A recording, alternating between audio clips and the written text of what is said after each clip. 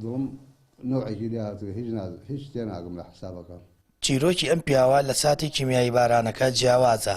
حاجی حەمە ئەمین 8 ساڵ ئەسیرە بێت لە ئێران و لەو ماوەیەدا دەنگ و باسی خێزان و 5 منداڵەکەی نازانێت. مەکتەبە زەردەکەی عەنە باشەی پاشان هەواڵی کیمیایی بارانەکە دەبیستێت و دواتر کە حکوومەتی عێراق دیل بە دیل لەگەڵ ئێران دەکات، حاجی حەمە ئەمین دەگەڕێتەوە بۆ ئەڵەبجە دەبینێت خێزان و هەر 5 منداڵەکەی کیمیایی لیداون و شەید بوون. ماڵ خەزوورەم هاتن لە عەربەت بوون، هاتن بۆ لام فاتمە و کاگە حاجی و دادە خاوەڕوان و کاتم ماون خوا عەفویان کە هاتن ئەتر بۆ بانگ و سەڵاو و گریان و ئەمانە وتم تەواوی تر ئالوێەوە تەواوی زانیم کە تیاچوون. ئەتر هاتینەوە ئەوە دوای ئینتیفازە ئەمانە ڕوویدا و هاتینەوە لە مەکتەبەکەی عەنە بە ئەسپەر دەکریاون هەر وەکو کاتی هەر بە جلەکانی خۆیانەوە. هەتر ئێمەش تورەکەی خامان بۆ دوورین هەر وتر هەمومانەوە دەستە جەمعی خستە تورەکەی خام و هێنامانەوە بۆ ئەیرا بۆ ئەم قەبرستانی خۆمانە.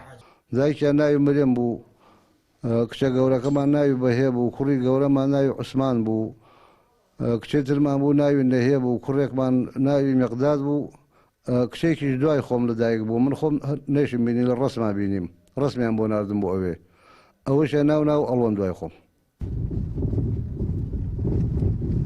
دەچینە ئەو گۆڕستانەی خێزان و منداڵەکانی لێ ناشتووە. حاجی کە ئەو ڕووداوە تراژیدە بەسەری داهات و تەواوی ئەندامانی خێزانەکەی لەدەستداوە، سەبر لەسەر ئەو تاقیکردنەوە گەورەیە دەگرێت. پاش 35 ساڵ لەو تاوانە بەردەوام سەردانیان دەکات و هیچ کات لە بیرەوەری و خەیاڵەکانیدا دەرناچن. ئارە بەخوا لە نوێژە دائیمەن لە خەوە لە هەموو شوێنێکە من ئەمانەوە لە بەرچاوم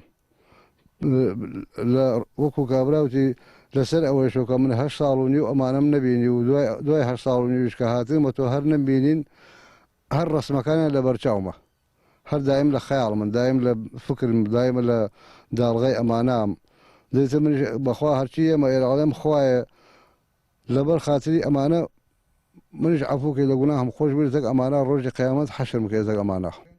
تاوانی کیمیایی بارانی هەڵەبجە ئەو ڕووداوە مرۆڤکوژێ بوو کە سەدان چیرۆکی تراژیدی و خەمناکی بەجێهێشت کە تا ئێستاش برینی سەدانی وەک حاجی محەممەد ساڕێژ نەبوو و ئازارێکی هێندە بە سوێیە هیچ کات لەبیر ناکرێت.